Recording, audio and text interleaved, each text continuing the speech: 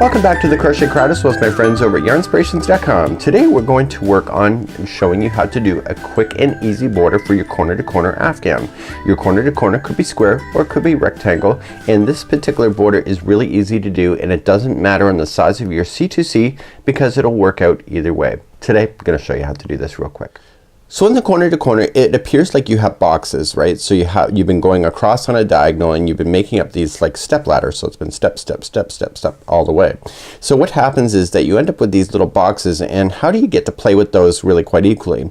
Now the thing about it is that if you're attaching corner to corners together to make particular designs, what happens when you go to sew something, for example, if you use a certain color here, when you hit this color, it'll look like it's off unless you use the exact same color. But the other square on the other side of this that you're attaching to could actually be a different color completely. Therefore the join is really quite obvious.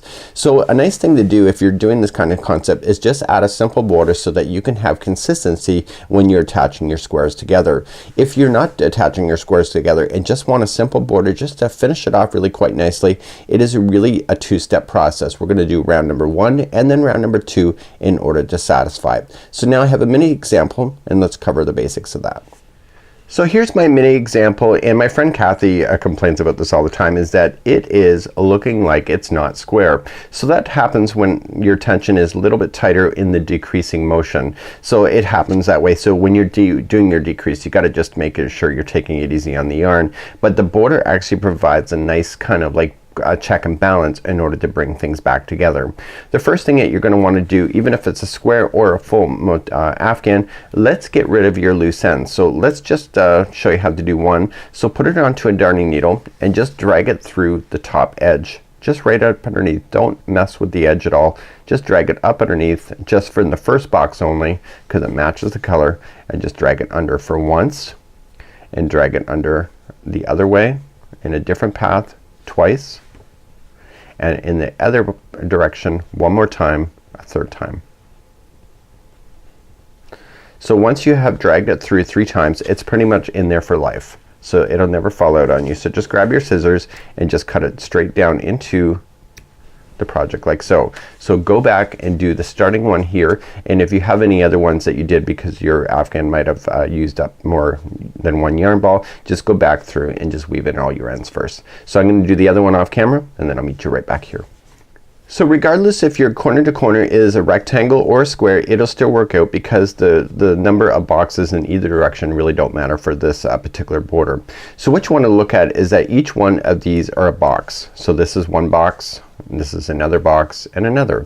So what I want to do is I want to grab another yarn strand. You can use the same color if you wanted to. I'll use a different one just for tutorial reasons, and we're gonna start off on one corner. So let me get my yarn ready. You're gonna use the same kind of yarn that you use for your particular project and the same size hook so it stays in balance.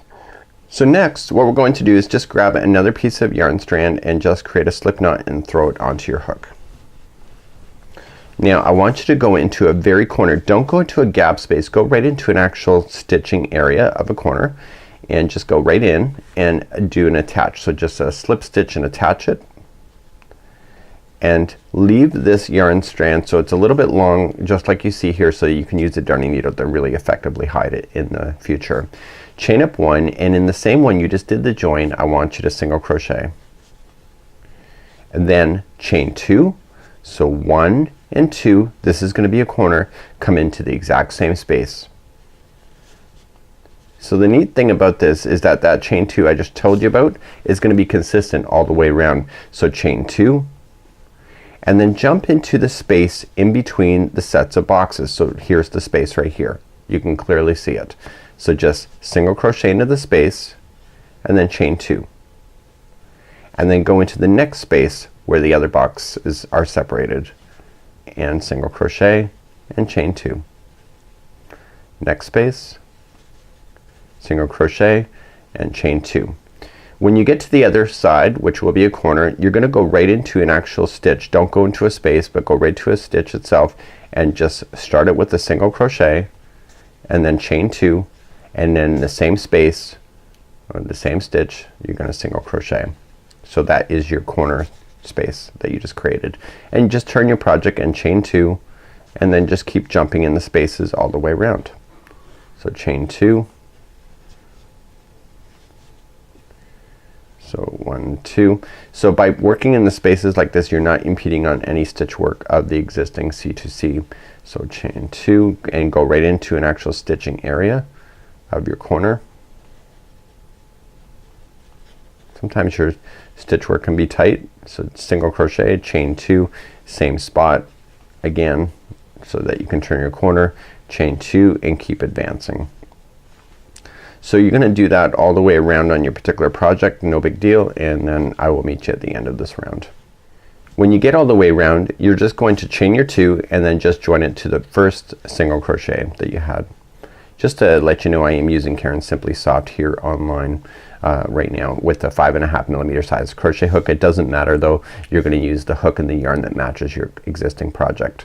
So now we're gonna begin the final round, and in the final round we're going to slip stitch to the first chain 2 space, which is right in the corner. So go right into the corner, slip it first to begin, and then chain 3. So 1, 2, 3, and in the rules of crochet, chaining a 3 is usually a double crochet, and in this case it is. So this is 1 double crochet, and I want you to put 4 more into the same one, into the same chain 2 space.